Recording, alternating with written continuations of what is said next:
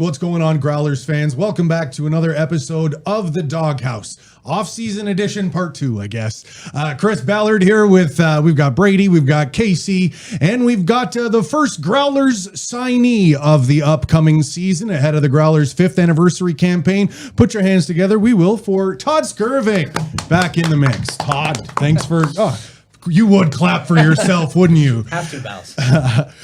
Welcome back to the show. Welcome back to the team. I guess we can jump right in. Summarize the last couple of weeks that have kind of led to your return here to the squad. Yeah, it's been kind of crazy. It was quiet for a little bit.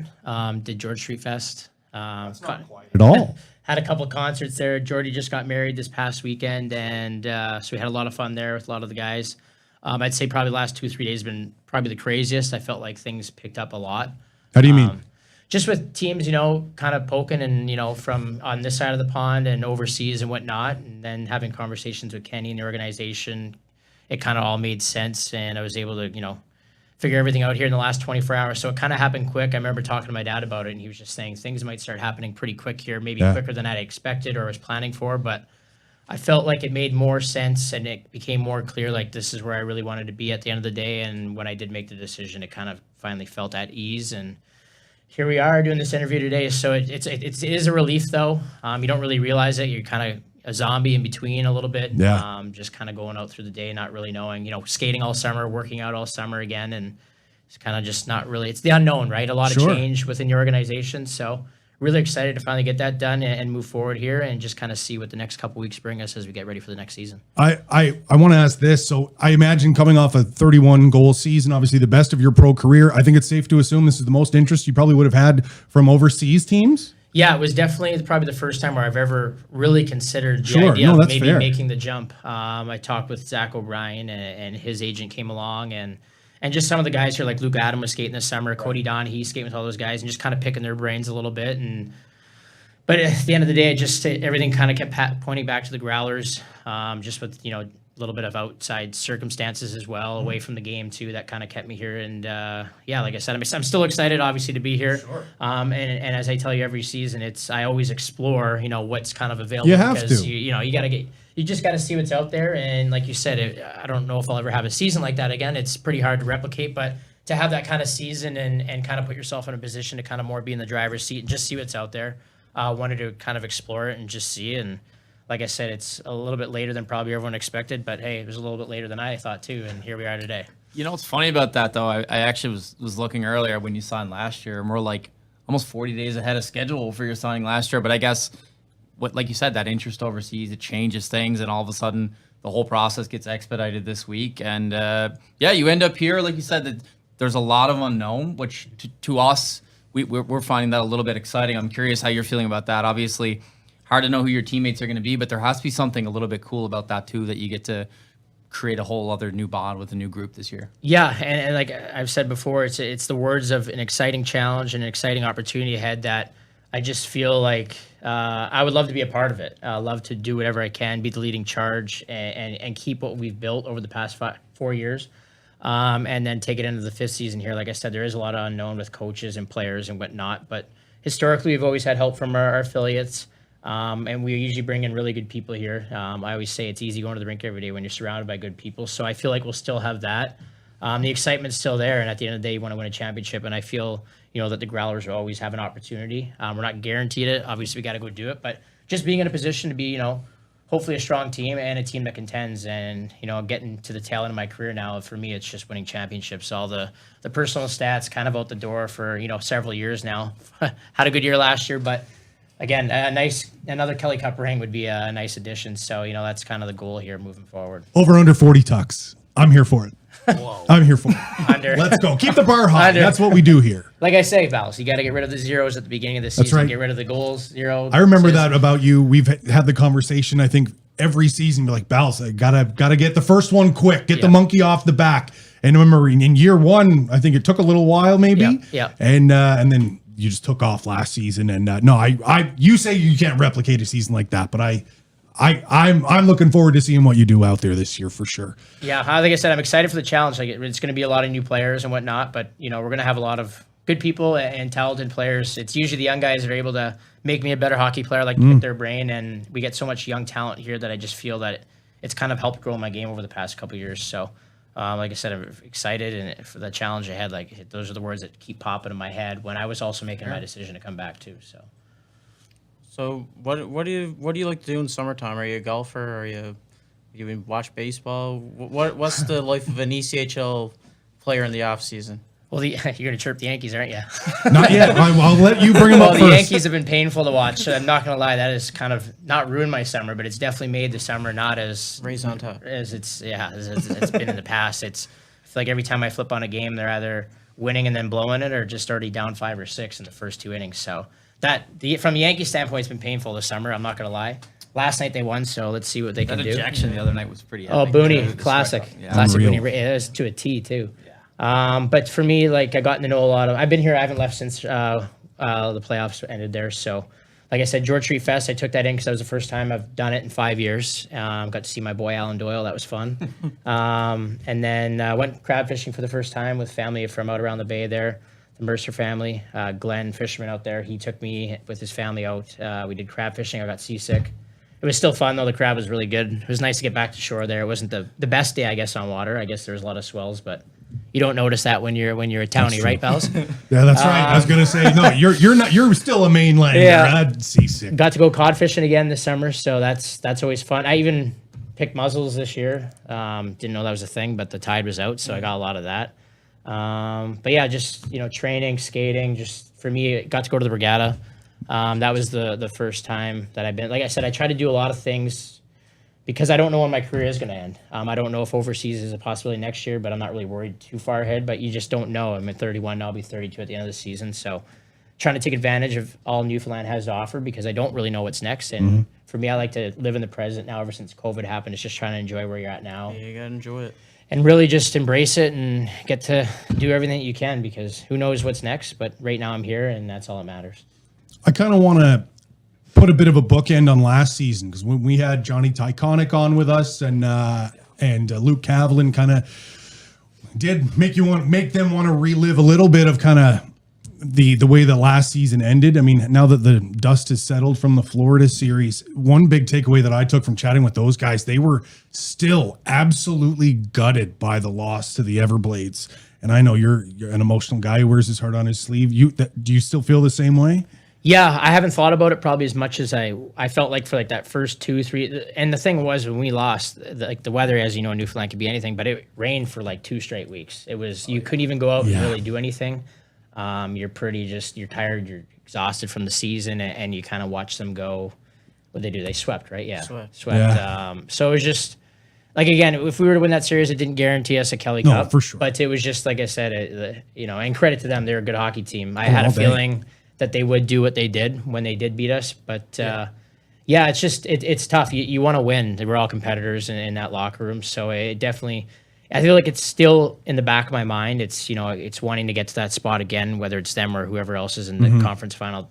Going into the next season, if we're fortunate to get that far, and just use it as fuel to the fire. But it definitely, I feel like I'll always look back on that season more even than the season before when we had lost to them.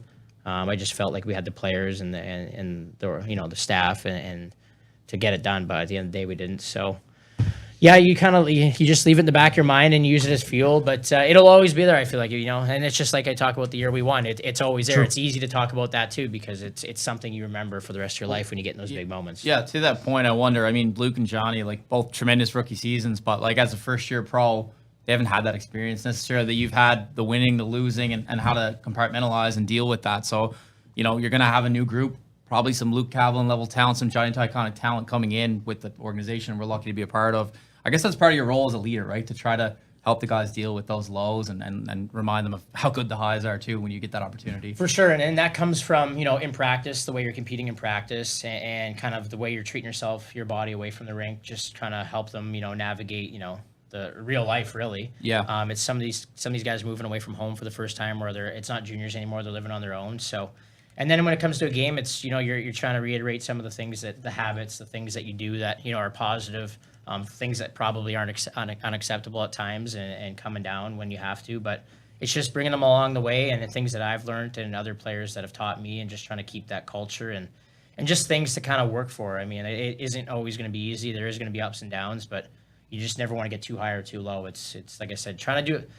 I'm 31 now, so it's trying to pass on everything that I've kind of learned. I try to be, if I don't have the answer to the question, I'll probably ask the next player, or the next person that I know, or the coach, or reach outside the organization, whatever I could do. It's trying to find those answers for those young guys so that they're able to develop, move on. At the end of the day, this isn't their end point. They want to be higher than this, but we also have a job to do here, and they're going to get a lot of opportunities. So why not win and have success while you're here and take advantage of it?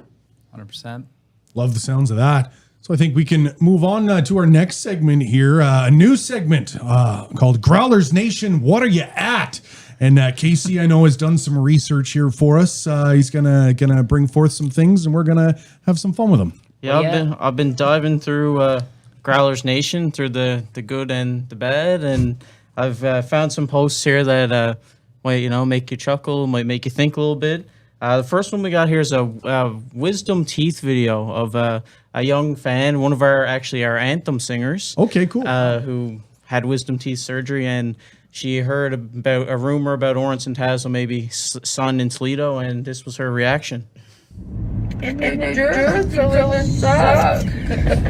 What color are they? Blue, yellow. Oh, that's the ones.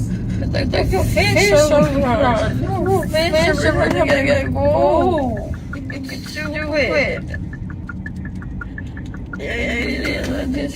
No, it doesn't work like that.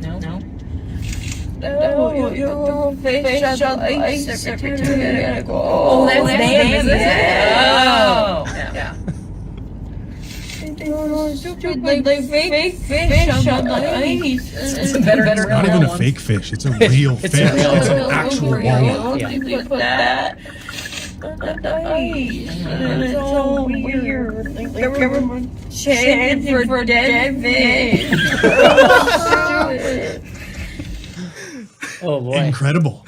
that's good. I'm almost speechless after that, quite honestly. It is a real fish. It's awesome. But Stinks that and is slimy. Yeah, it's just like, man, that's just such a refreshing reminder of what we do. Like, people are fresh out of surgery, they're under the knife here, and they're just thinking Growlers hockey. Yeah, Who's that's coming back? mad respect to this individual, this young lady. That fish almost hit Plouffer a couple times. Plouffer finds a way to get hit by everything. And that almost hit him, I think, this past year and when we were there in the playoffs. Yeah, that checks out. That thing, they just throw it. He just blocks pucks, Yeah. blocks fish, whatever's out there. Blocks pucks, blocks fish. Unbelievable. Yeah, kudos. I hope we got permission to air this. Yeah. Because that's way more entertaining than I expected. And hope your recovery is going well. We'll Yes. put a nice bow on that one for you. What else you got, KC? The second one's kind of more of a more serious topic. Ooh, I would okay. say. If you've seen, there was a journalist who released his name, Kyle Cushman, released his depth chart for the Toronto organization Big this Kyle year. Cushman fan. And we have it here in front of us, and we're just gonna go down and see what you guys think of it. Okay. Yeah. First of all, follow Kyle Cushman on Twitter or whatever we're calling it these days. He's great inside. Yeah, because no one dives more into the Leafs organization, into the weeds that tiers, includes the Growlers than this young man. Really, he's earned a lot of my respect, and I know he absolutely loves the Growlers. So shout out officially to Kyle Cushman. And we'll take some of this with a grain of salt. This is just, I think, based on depth chart numbers. I don't think this is a guarantee we're going to see anyone here, but it is an interesting group. And this group obviously does not yet include Todd Skriving. He'll be updated. I'll call Kyle later. I know, Kush, we chat back on Twitter a few times, so I know just for my sake, he'll put me right at the top because he always takes care of Meller and I. So I know he'll slot me in there somewhere.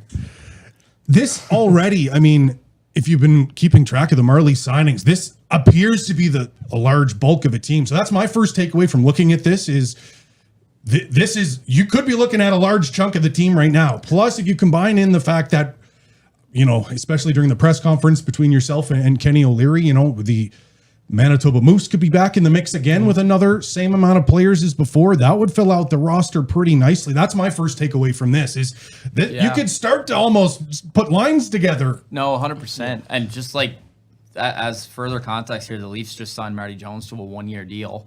So What, like really? yeah, like literally minutes ago. So we're Goaltender Martin Jones. Yeah, we're looking at the depth here. We're talking about Luke Kavlin as if his time here is done, and it still very well might be. But the amount of goaltenders in this system right now, like we're gonna have quality, whether that's Luke or somebody else.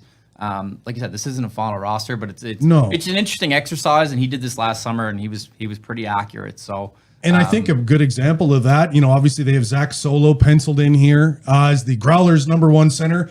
I mean, that would be excellent. Awesome. But I don't know if maybe you guys agree. I think Solo might be more of a full-time American leaguer. Could be wishful. Yeah, I agree. Yeah. Todd, Yeah, I mean, what's think, your take? Like for me, for Souls, like I feel like he fills those roles up there. He's kind of he'll do whatever's asked. And he wears like the team's logo on his sleeve as well. But I feel like for Solo, with the departure of Stoner, Right. with Pittsburgh, Mark Johnstone. I feel like that opens up an opportunity for Souls to become, like that everyday player and fill those roles, kill those penalties. The thing about Souls too is he can kind of play in every situation. Right. And he's gonna do it, in a hard way. He's gonna work hard. So I feel like he's gonna have a lot of opportunity. Would he be here? Selfishly, I'd love him here, obviously. Yeah. Got to know him really well, friends off the ice, and got to play with him as a line mate too. So selfishly would love to have him here, but I feel like if anything, it might be a weekend stint. Maybe it's we get him for some games to qualify. Get his 5 games and see where we are in April. See where we are in April. But I feel like, some of these, like this is probably like the amount of players we're going to get. It's more so which ones are we going to get? Right. I don't. So you can almost maybe look at the bottom line of the Marlies here too to Yeah. speculate wildly about who we may. That might be fair to say. Yeah, like I really don't see like a Tommy Miller coming back. I agree. don't. That's another one. But again, it just shows. I didn't depth. expect him back You in can the almost playoffs. you could flip one of those younger guys that might be making their pro debut with the Marlies. That would flip. Like that's where Millsy wouldn't be here. You just.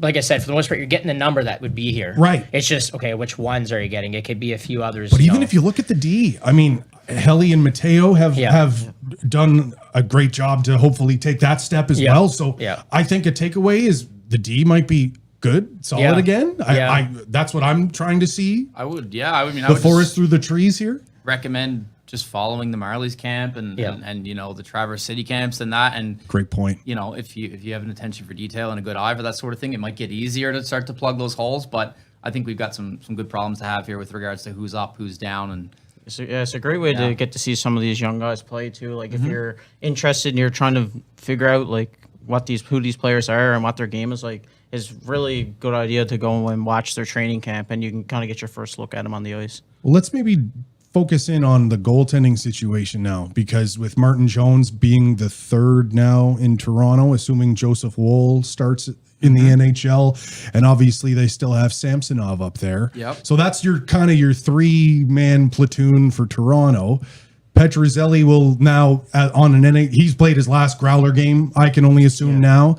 With Hildeby coming across, does this kind of pave the way for our first returning tandem in McKay and Cavalin? I would agree to that statement because I think it's our first full tandem to return. I can't really. My memory is failing. Martin Jones it would be, I think. That signing really surprises me. I heard Brian Elliott was once. I thought another goalie was going to be in the mix for Toronto. Martin Jones. I think that's a cool pickup. It's a great signing for them.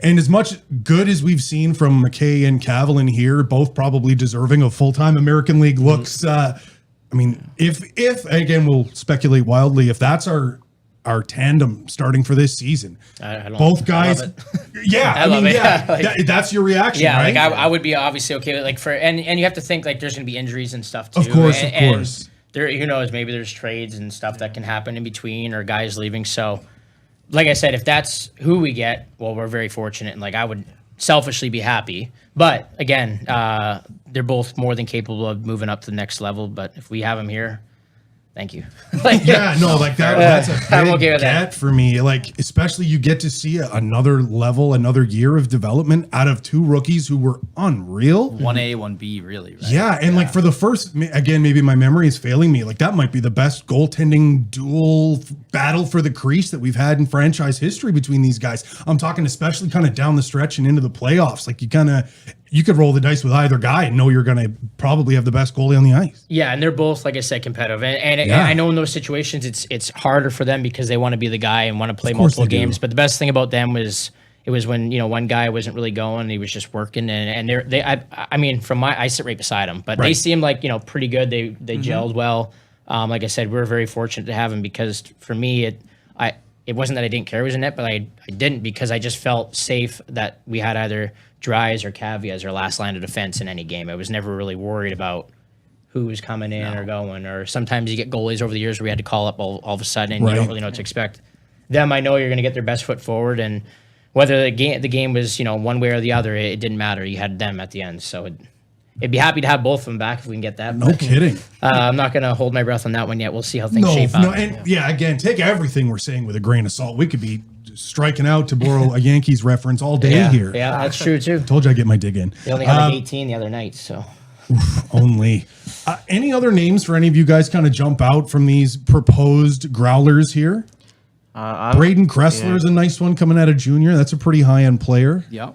Well, obviously Keenan Sellers, like we mentioned him earlier, but like towards the end of last year, he really broke out of his shell, and like for a guy who's that big and has that much speed, it's just unreal. Like you see, he was an impressive big man. We've always seemed to have a big man project down here, and he's the one who maybe impressed me the most. We became pretty close too, and we still keep in contact. I mean, he's already messaged me about signing here, but he really got fast. And I even was trying to do what I could to help him as best I could. But I thought come playoffs when he was playing that type of way, he found himself. And I was like, man, you play like that, you might never be back here because it was so and dominant. He still may not. Yeah, and it's true, he might not be. And for selfishly, I'd like to come down for a little bit, come say hi. But when he finally found his game there, I feel like he was so dominant. Like he helped us in the playoffs. He was a factor in those games. He was hard on the forward check, hard on the back check. He was scoring goals. Like he looked like he felt himself. He felt comfortable finally, and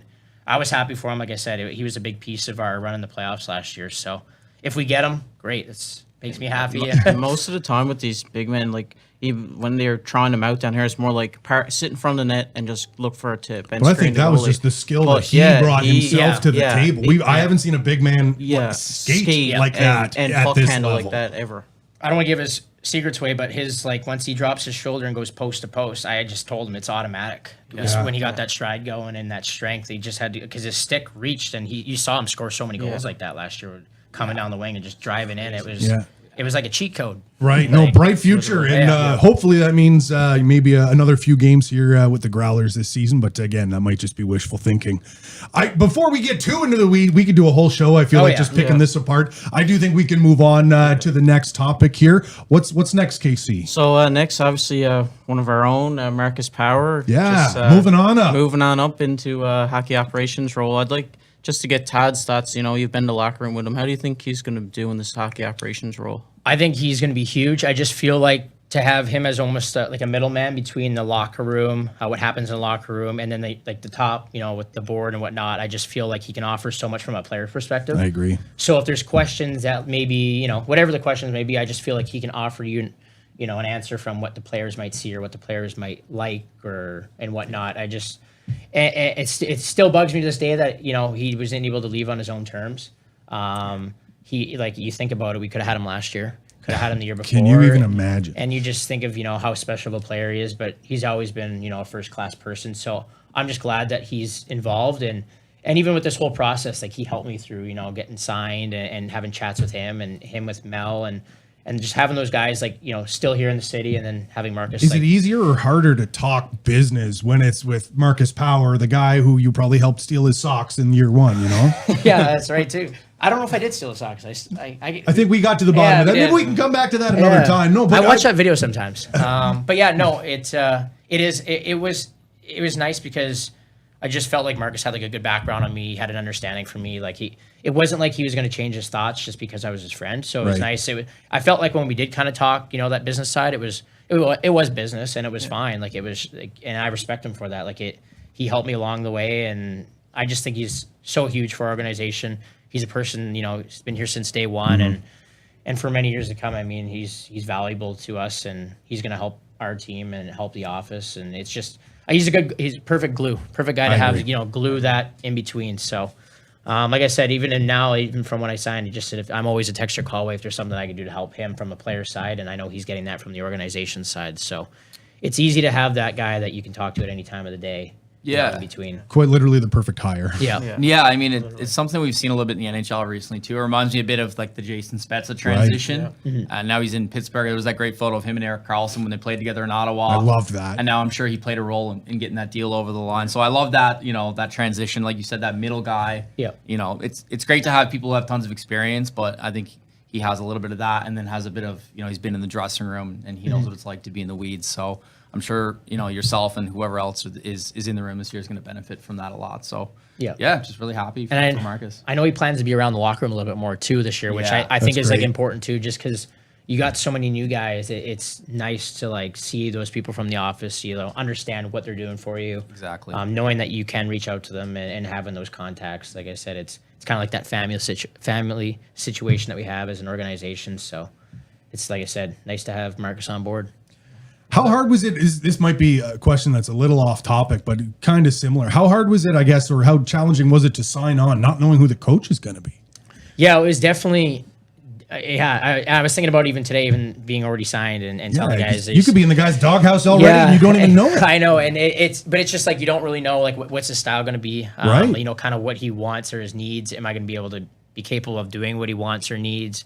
And like I said, it was taking that jump, just knowing that we have a good organization, good people here as it is. And I feel like I have trust and belief in our organization that they will bring whoever the best person to fit it is. And after all the interviews, so I just kind of went with that, knowing that, once the hire is there, reaching out to him and creating that relationship right away, because you want to be that guy between the coaches and the players. Because like I said, the sooner we can get everyone on the same page, and, you got to hash some things out. Maybe there's a few differences, but figure it out as soon as possible. Yeah. Figure it out before we get the whole team here and see what kind of direction or what route we want to take this team in. And then when the time comes and we do get our squad here, it's hitting the ground running and we don't have any hiccups. So it was different, though. It definitely was different. Like I said, in the past, even when I think Welly came here, like I think it was Welly that did sign me. Right. I believe, if I can remember correctly. So, I think that's right. Yeah. Sounds right. Yeah, so it's different, but I'm just going to follow up on that and just say, like, you've obviously had a previous experience with that, going from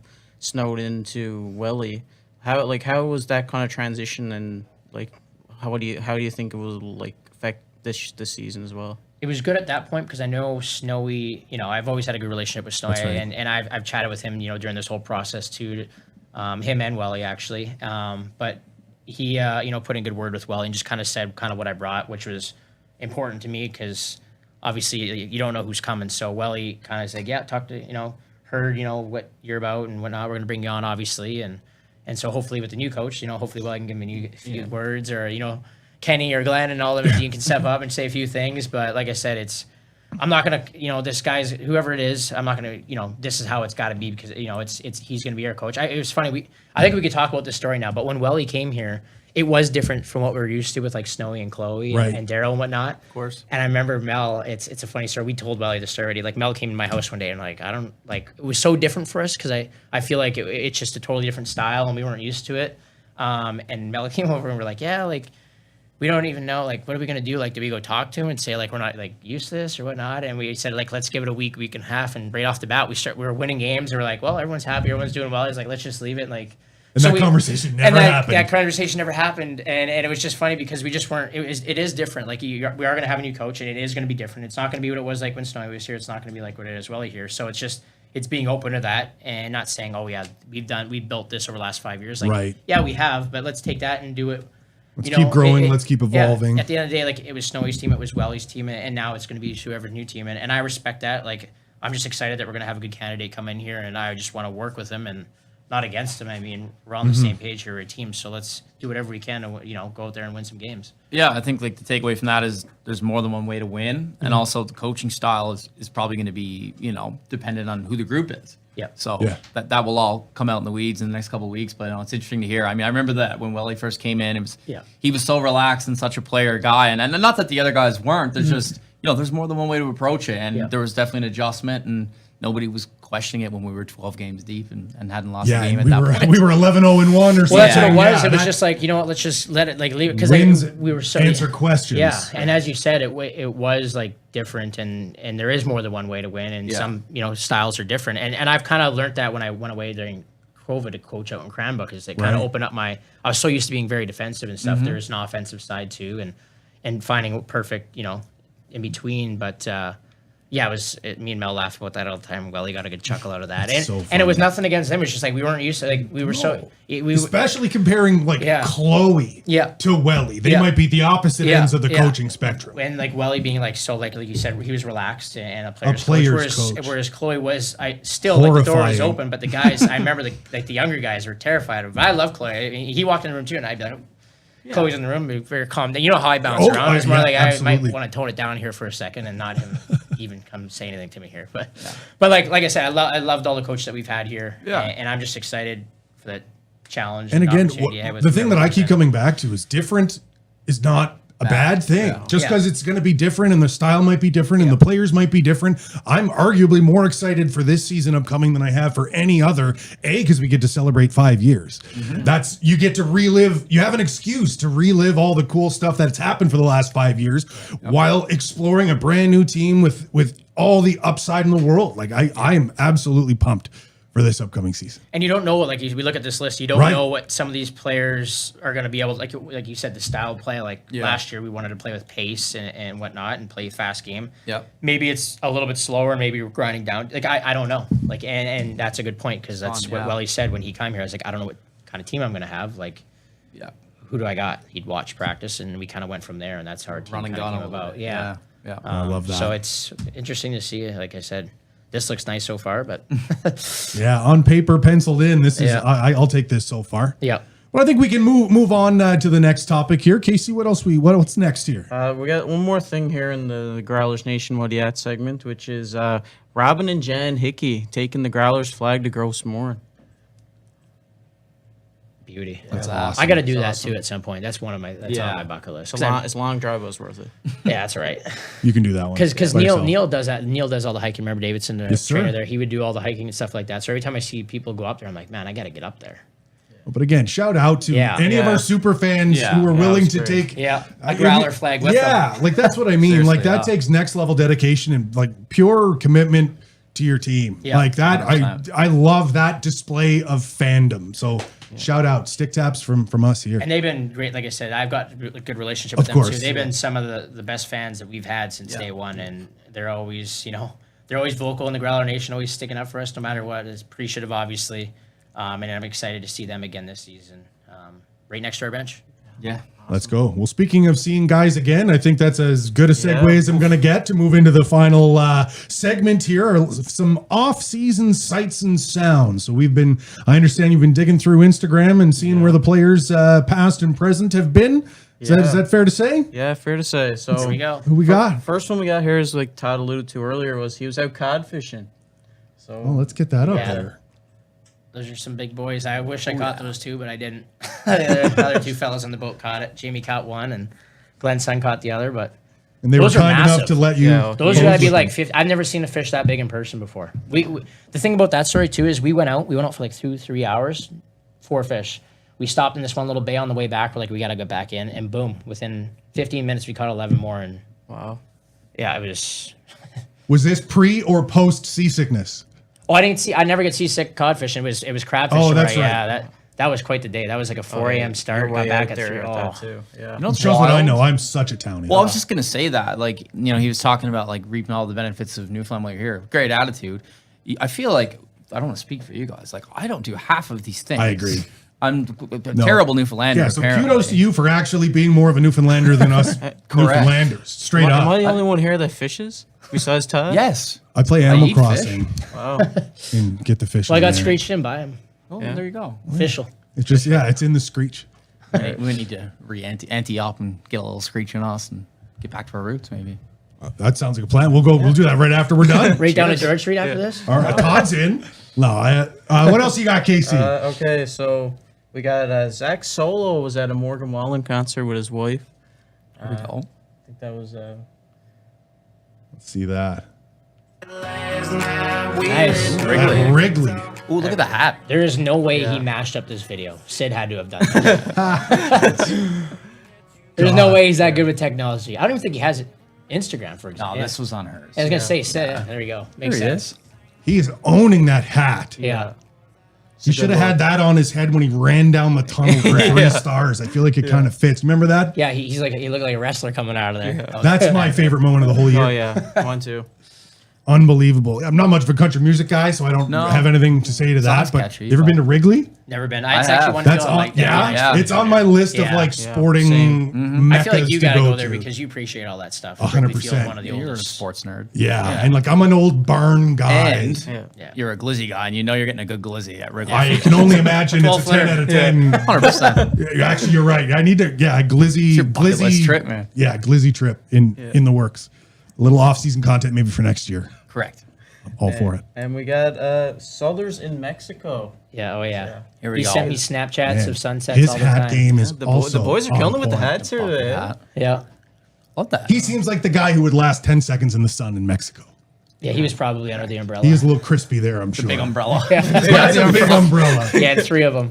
It's just wholesome. Oh, that's great. I love that. You ever been to Mexico? I've never been outside of North America. Oh, I guess. Yeah. Mexico's still North is it? America. Don't do that to him. Yeah. Yeah, It is. Sorry. Yeah. Yeah, I'm not trying to sewer you It's on below. the show It's here. below. That's right. I kept thinking it was There's below. no Yeah. I've never geography been quiz. outside No, that's of right, yeah. Canada or the U.S. So. No.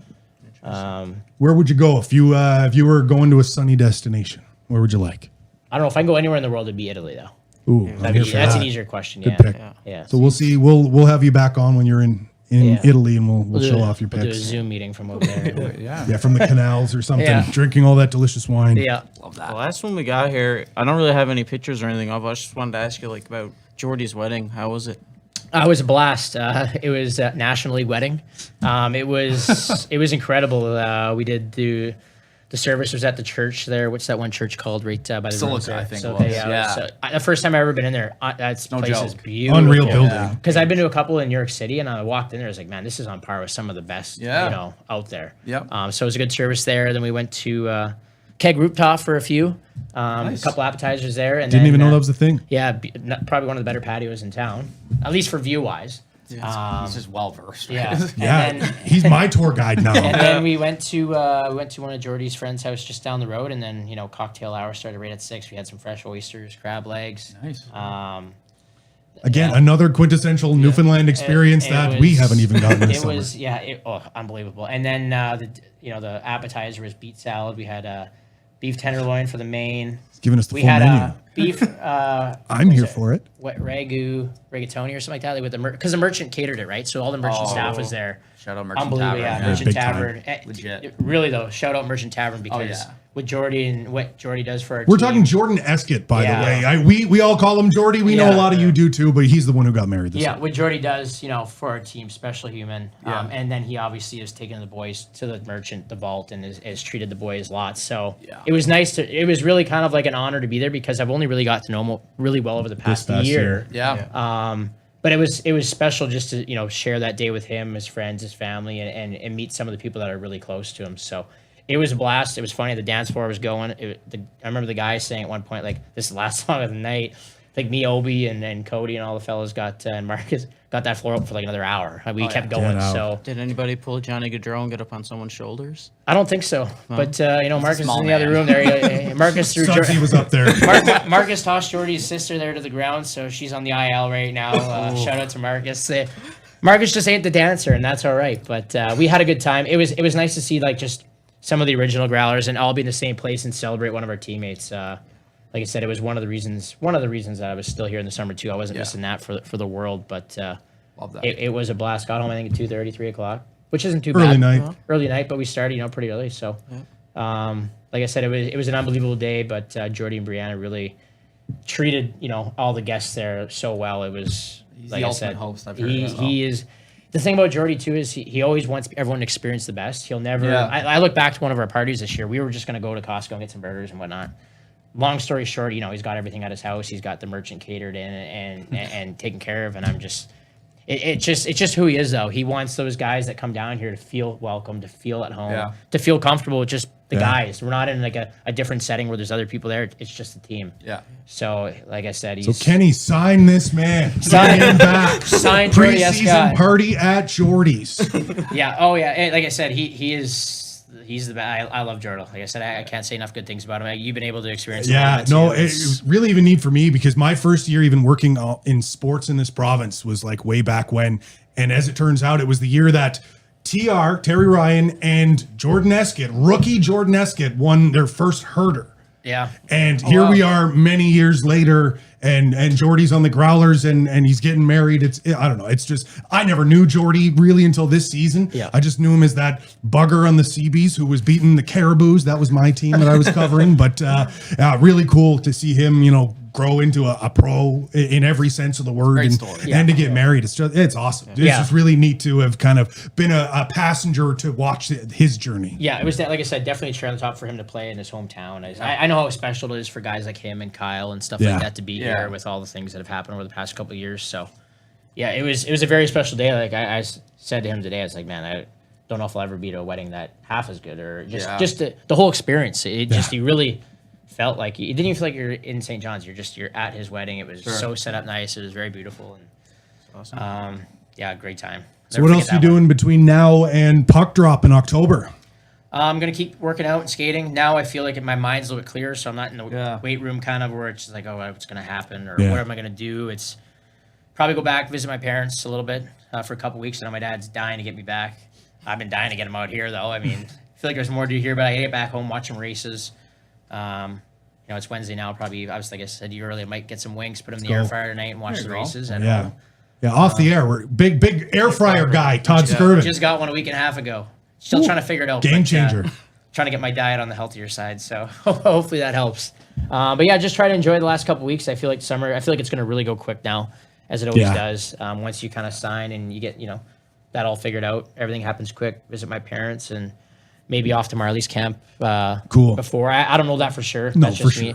I would love to go there only for the fact that I feel like we're going to get a good chunk, and it's going to be a new team and just get to know people and get familiar. So they're comfortable when they're coming down here and not wondering where we're going. And then before you know it, like I said, the season's going to be here. It's going to be a grind of a schedule as I see, and it's not as travel friendly as it's been in the past. But I'm excited. We're going to play new teams, get to go to a few new barns. I'm excited for not only our team but our fans, just to see some different stuff out there and maybe make some travel plans to go see the road barns. A lot of cool barns. Utah's cool a nice teams. barn. Idaho is a nice barn. Where else do we?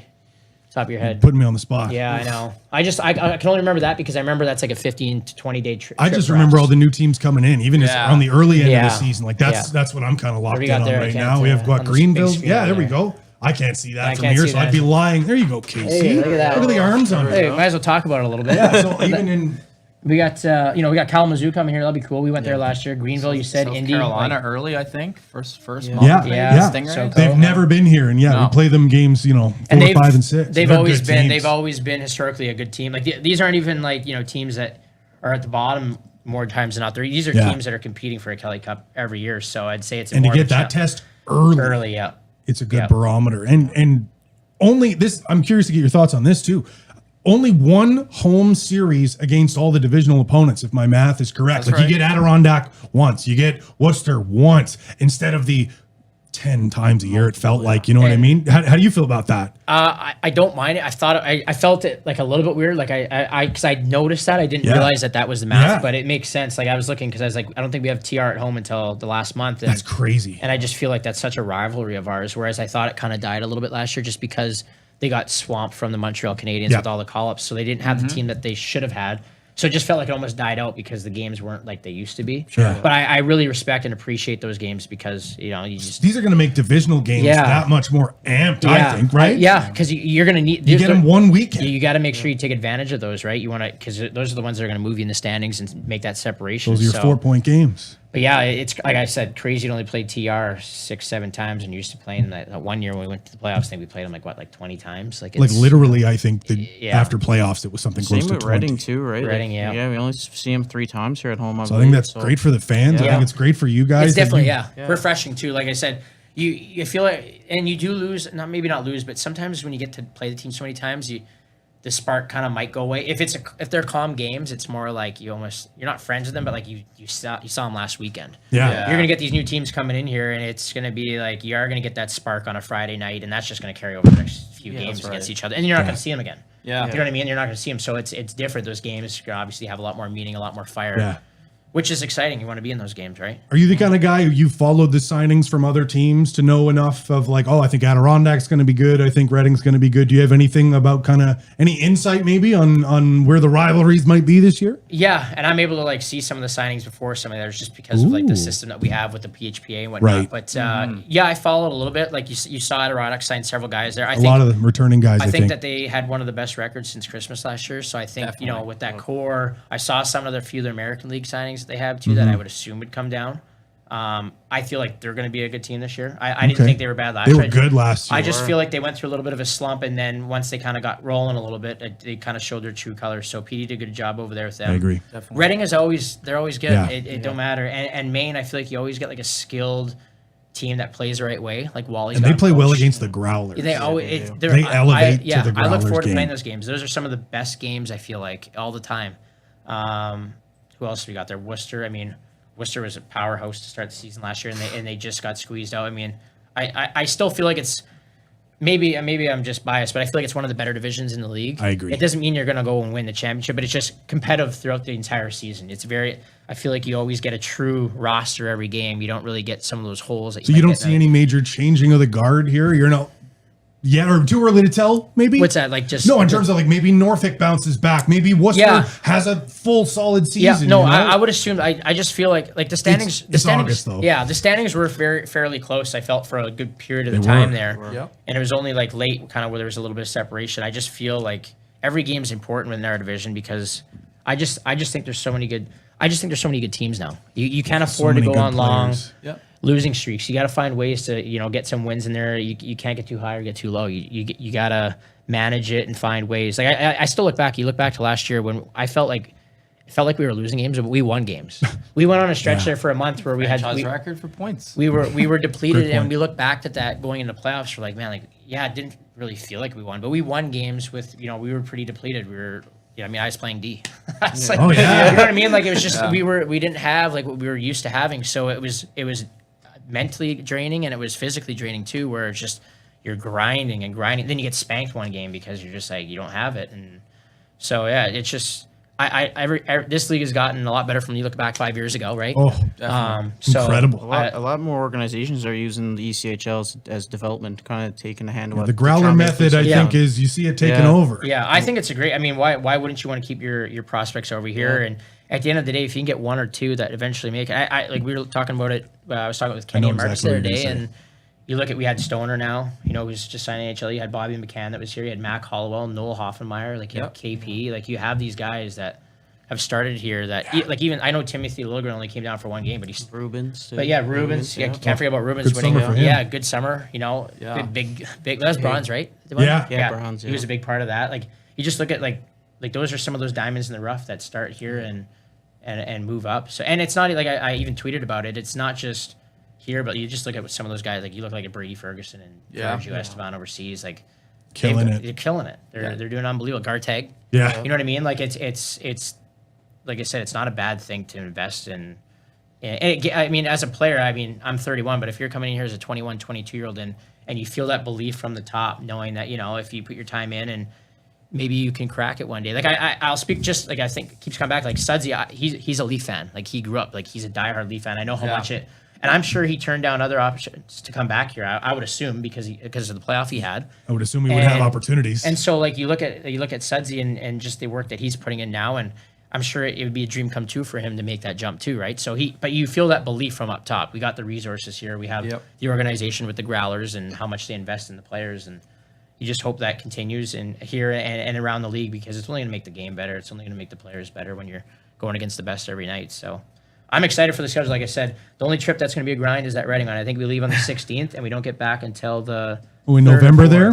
Yeah, the November 3rd and 4th week. 15th till the 3rd of December. It's a long one. Lots of remote broadcasts for me. Come on the trip, pals. Oh, would love to. Well, for fear of making this the longest piece of content in Growlers history, I think it's probably time to sign off. Don't forget, new ticket packs on sale. You can get season tickets, 3-game packs now available. There's any number of tickets. I'm sure we'll put them in a package for you. And please come buy some tickets. I know it's been, there's been so much going on, unknowns, and we feel that as a player, obviously, for I've sure. dealt it the past couple of days, but Yeah. as you guys know, like without the fans and what you guys bring to the rink, like you're one of the reasons why we play. You're the reason, the excitement that you guys give us in games. I mean, it's nice to play in front of, a big crowd. I mean, we get juiced up for that. So, get your package. Like those are some pretty cool deals I saw. Oh, absolutely. And I know just from talking with Kenny now here today a little bit, and you guys in the office for the past couple of days since this all came together, is I know there's a lot of fun and exciting things that I was never even thought of, that I thought, wow, that's a pretty cool idea. If we can make that happen, I know it'd be really exciting. So be excited. Like I said, it's unknown, as you said. Sure. But it's an exciting time too. Not all unknowns are bad things. Exactly. Be excited and optimistic for the opportunity and challenge ahead. And we're all in this together, and we're excited for another season of Growler hockey. Let's get it. Let's go. Let's go. On behalf of Todd Skriving, I'm Chris Ballard. That's KC. That's Brady. We'll see you next time on the Doghouse. Arrgh.